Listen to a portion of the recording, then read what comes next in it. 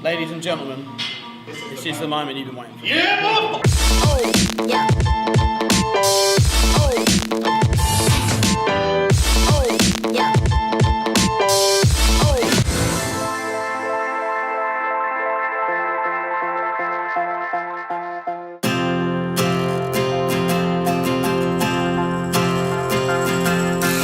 This is the hour, the darkest place. Dante's Inferno, the devil's maze. It's a good world, good world gone bad.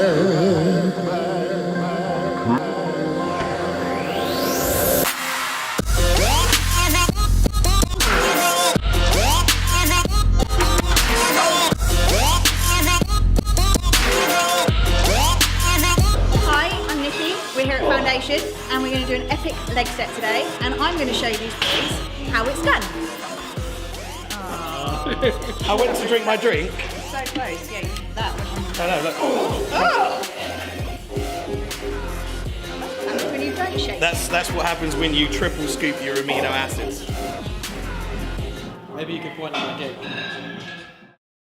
I don't know if you've seen, but we've posted a little bit about what we're taking on Instagram today. So me and Mr. Ross over here are using MTS Clash, which is a really, really high clinically dosed pre-workout.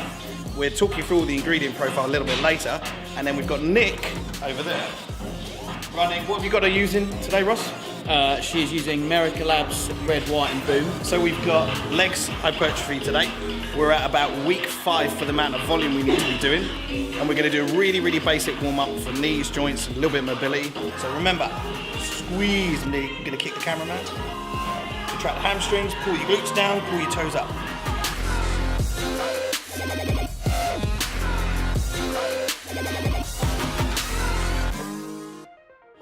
Okay, leg extensions. A few little minor tweaks and a few little mistakes people make. If we film a little bit closer. Ross is doing a few things. He's pulling his glutes right down into the seat and he's shoving his toes up towards his eyes as he gets to the top, allowing the quad to completely shorten. He's turning on his quad right from the bottom and squeezing all the way through the movement. So he's initiating this right at the bottom. Squeeze. Good. A little tip. If you're finding it hard to literally get that quad really, really short, what you want to do right at the bottom of the movement is contract the hamstrings.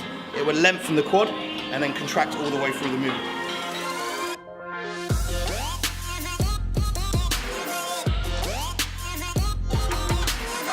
Hamstring curls. Again, like I said, we're not doing these as working sets. Really, really nice and easy to remember. Hamstrings are a really good controlling muscle, so you really want to focus on negative control on the hamstrings. So it helps decelerate the movement. So it's going to contract up with speed. Control, control, control.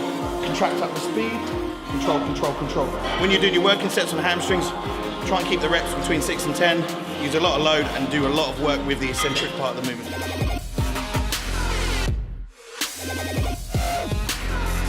So while we're waiting for the leg press, we're going to go and have a little look at John doing some lunges. So if you follow me, John's taking a nice big stride. What he's going to try and do is push his front heel all the way through the floor, ensuring that he fires both the hamstring and the quad at the same time, keeping the back nice and straight. So a little body weight warm-up set while we're waiting for the leg press, and then the fun begins. Nick's going to be basically competing again in how many weeks? 17 and a half. About 3-4 more weeks where she has a little bit of freedom when it comes to training and diet, and then it is all game. So what we might do is show you Nick's progression from where she is now. You're obviously going to see her now, and we'll see in about another 10 weeks how she's progressed. We'll talk to you a little bit about the training, a little bit about the diet. Going to be competing in the Pure Elite this year. We're doing the fitness model category, whereas last year I done bikini. So we're going to be a bit more muscular. Lots of strength training, obviously to get the muscles a bit more defined, a little bit bigger from bikini. What you will see is when me, Ross and Nikki do this leg press, you will see full range of motion. You see a lot of people do leg press where they load it right to the edge and they do it like less than partial range of motion. Nobody likes half reps. That's it. We don't do half reps. No. So you're going to see, even when we go heavy, you're going to see us still trying to force that full range of motion. So we won't be trying to go for 500 kilos. we'll just be going up to the point where 10 reps is difficult and we're getting a full range of motion.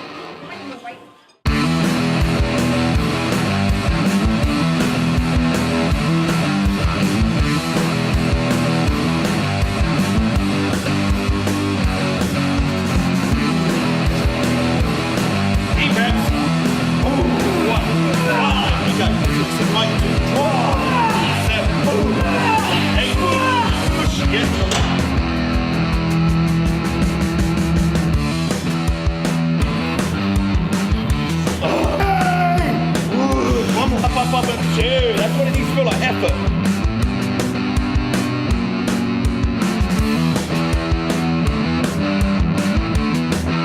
Yep. 2, 3, come on, 4, 5, 6, 7, good.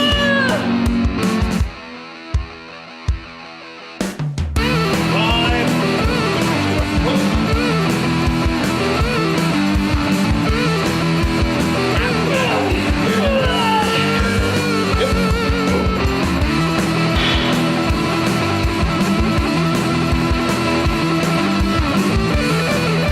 Going to do is he's got his weight up here, which is we're just using something moderate free. He's got 350 kilos on there.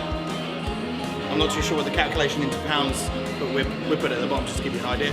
But he's going to go for his 8 reps with about 2 or 3 reps in reserve, and then he's going to rest pause. So we're not going to take any weight off. We're going to rest pause 15 seconds, and then he's going to try and accrue another 3 or 4 reps. Then see how he feels. If he only does 1 or 2, set's done. If he manages to do a complete 4, we'll do 1 more rest pause. Game over. Boom, 3, down, boom, 1, 1,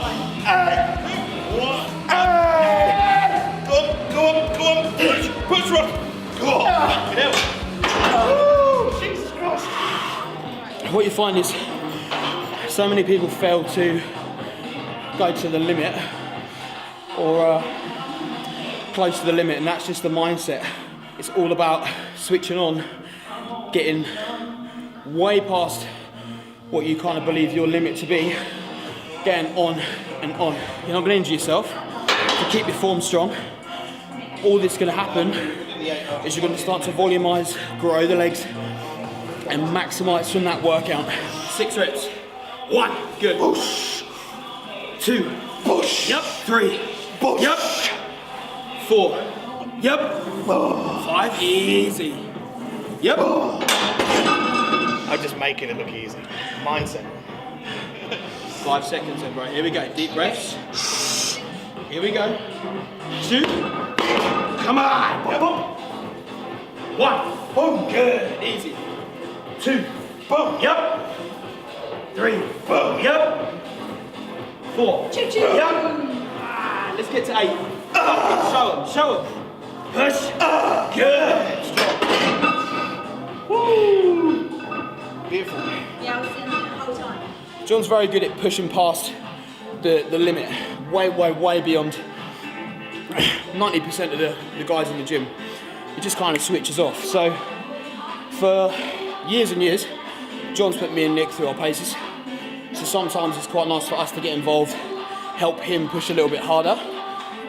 He was staying on 6s, looked way too easy. So we just bumped it up to 8s, put another set in. So, Nick's going to do first set hamstring curls. She's going to fire up the positive, control the negative. We're going to get probably first set 5 or 6 reps in reserve. You'll hear me use that term a lot, especially today. So I'm just trying to be a bit more informative for you guys to give you a gauge of the intensity, rather than saying we're doing 10 reps or we're doing 15 reps, to give you an idea where that limit is so you know what weight to choose yourself. She's going to do that, then she's going to go to her oxygen depth movement, which is going to be split lunges, and keep going from there. Now just remember, especially for the girls, while you're in an oxygen debt, the muscles have to contract and work harder. So there's a much more payout from doing a few back-to-back movements. Focus on one heavy and intense, and the next one as an oxygen debt movement.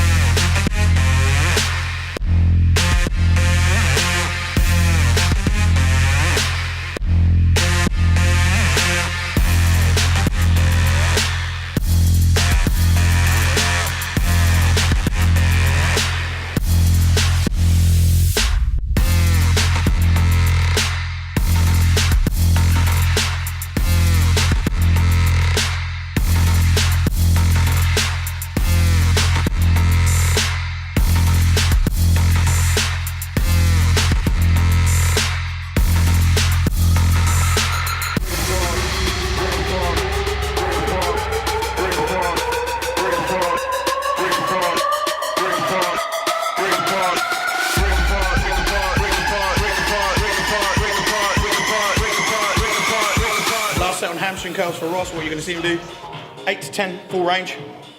He's going to stand up. We're going to reduce the load a little bit by about 20. And then he's going to do what you guys would call bottom range, but up to the point where the hamstring just fully shortens. So it's going to look like a partial range. And he's going to go 8 to 10. He's going to rest. And then he's going to literally take the same weight he's just done for that second drop, as aggressive as he can, back to full range of motion.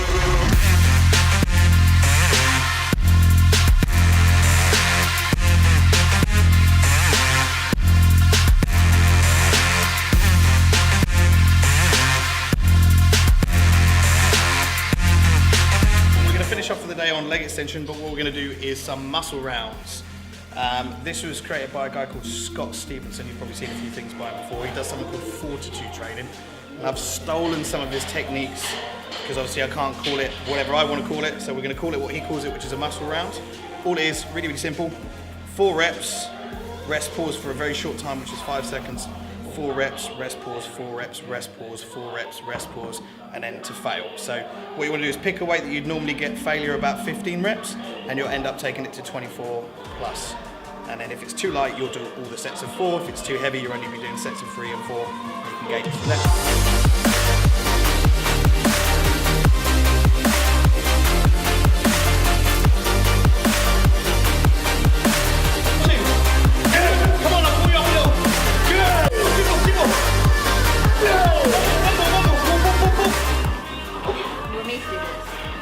Yeah.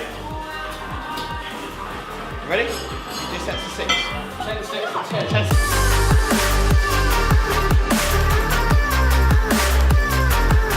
Right hand.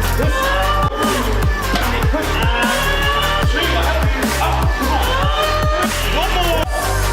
Track.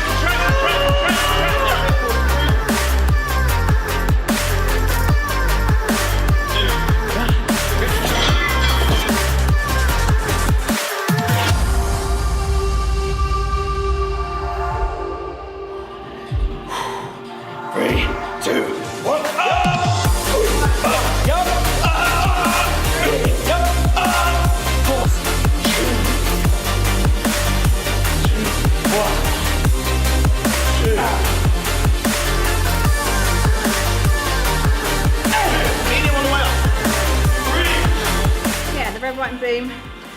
Definitely feel a completely different pump in my legs. Yeah. To pretty much anything else I've taken. Like you can really feel the blood flowing to that area and staying there. Much stimulant? Could you notice the 400 I did. milligrams?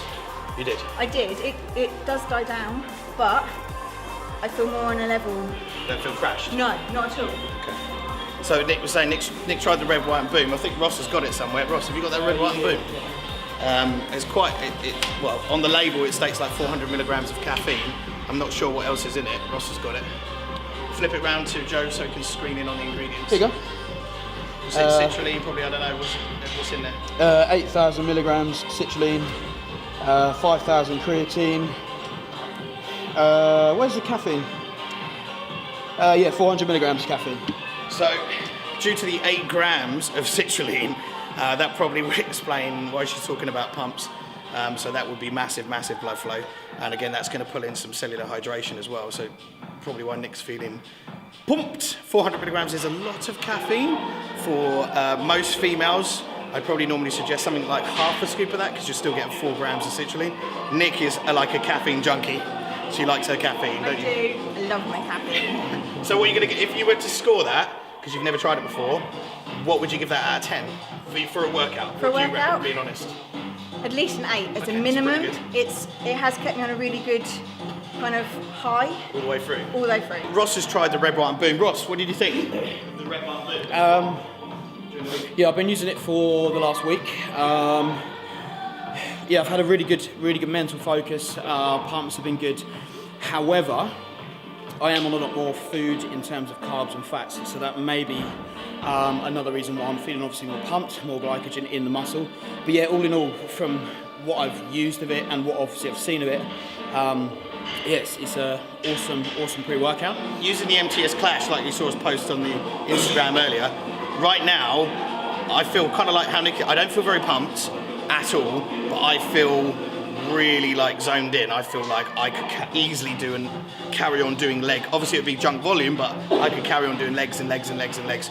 So I feel really good today. I feel quite switched on. I'd probably stack this with something else that's more of a pump agent or more of a volumizing agent. But yeah, I'd definitely give that Clash for performance.